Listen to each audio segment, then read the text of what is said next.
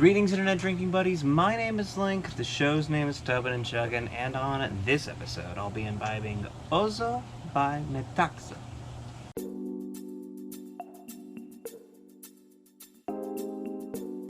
Welcome back to the tub, everybody. I have an exotic beverage all the way from the shores of the Aegean with us today. It's a Greek specialty liqueur with the name of Ouzo. This one is made by Metaxa. So we'll start by taking a look at this beverage, talk a little bit more about what Ouzo is, and then get to the drinking part. Metaxa Ouzo has been around since 1888, as it says right on the bottle. It's made over in Greece and imported by Remy Cointreau, USA, which makes it a bit of a rarity, as you won't find too many imported Ouzo recipes in the States. Now, it's a liqueur with a preference and spice towards anise, or licorice, mastic, and badiane, but it still clocks in at 40% alcohol by volume. Availability on this one will be limited towards like your Bevmos of the world, but you should be able to get it for about $20 a fifth or $1.33 a drink. So what is Ouzo? Well, my journey with it started about a week or so ago when a friend gifted me a souvenir shot she had lying around from a trip to Greece a while back. I was so intrigued with it, I went out and searched for more, only to discover it's not exported all that much. The specific brand that she had given me I wasn't able to find here, but I was able to find this one. The easiest way, for me at least, to think about Ouzo is to think about it as more of a Mediterranean take on Jägermeister. Take that idea of a licorice-heavy aperitif before dinner drink, mix in more of a tropical spice palette as opposed to that sort of cozy winter one that the Germans made. This isn't the kind of drink you really want to mix as its taste is just so unique, but I do recommend adding water or ice to it unless you want to sip it straight. The bottle even calls out that the color of the liquid will change from clear to a milky white, so I'll be testing that as I pour it over my giant rock here. Alright, let's see how this goes. Pretty clear in the bottle here.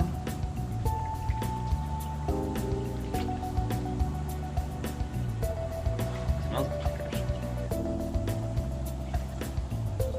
Does it change it? Oh, it seems a little bit milkier. Not hard to say.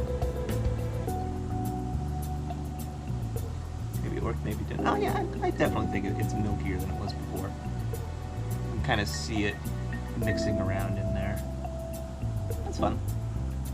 Anyway, we need a toast. Looking at our Greek friends, they told me to say yamas.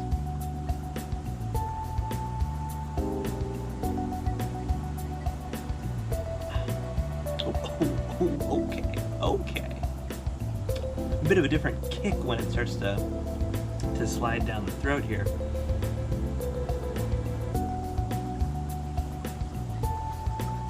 See, it starts out relatively just kind of smooth and maybe a little bit of a hint of licorice, and then when it gets in your throat, that sort of barky kind of feeling really starts to kick in.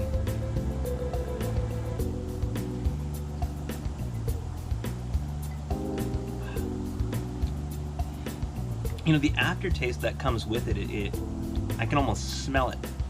I'm probably still smelling this, but just that licorice kind of scent coming out. It's very, very nice.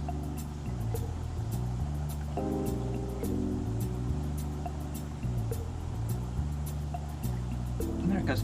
It is amazing. It's after the swallow that you really get this unleashing of this more of a barky kind of taste.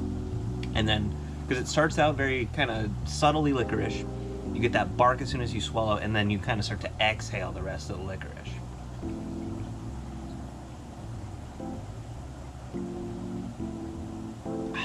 It is very fun. It is a very, very fun little drink. It's definitely, you can definitely see the milkiness of it now. It's been poured over the whole cube.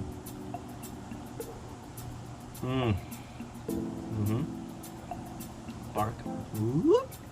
It's like just like a sharp kind of, I don't know the musical term for it, but like a tempo increase or something just as soon as you swallow. But it's like a spike for just a millisecond, and then it just kind of fades into this very pleasant like aftertaste.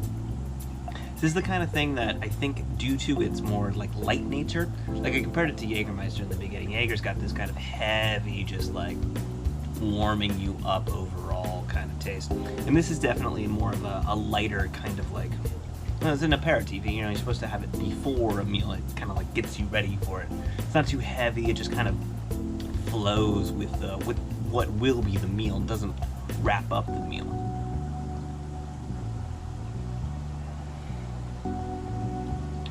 And you know, value-wise, $20 a fifth.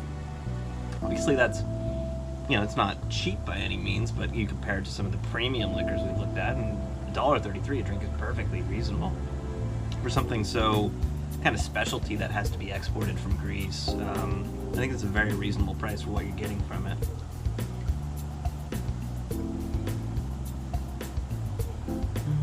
You know, it's fun. I like to, if I go out for like a fancy meal, or at least when I used to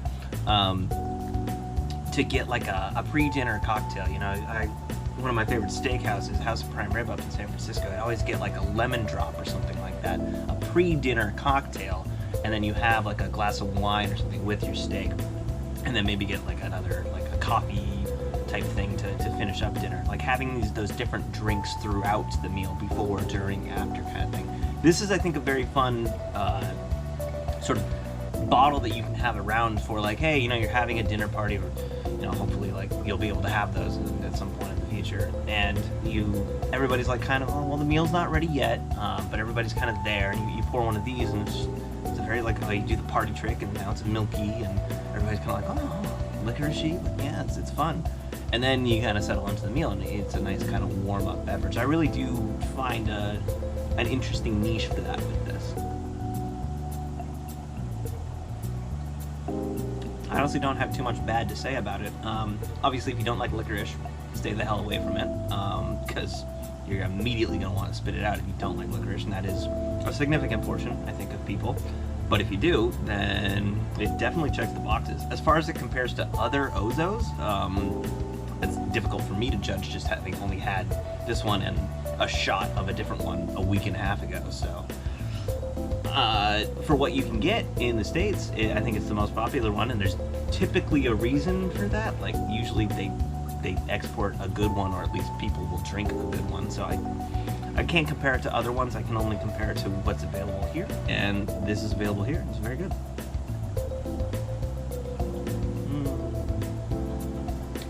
You know, I kind of want to, you get the feeling of like chugging the rest of it, but I don't really want to.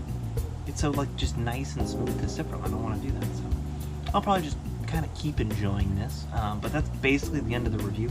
As always, let me know if there are other alcohols you'd like to see me review. These are, you know, these fun sort of exporty things that are rare to come by are always, I think, a lot more interesting than just like another rum review. So if you have suggestions for that, let me know. And as always, please drink responsibly.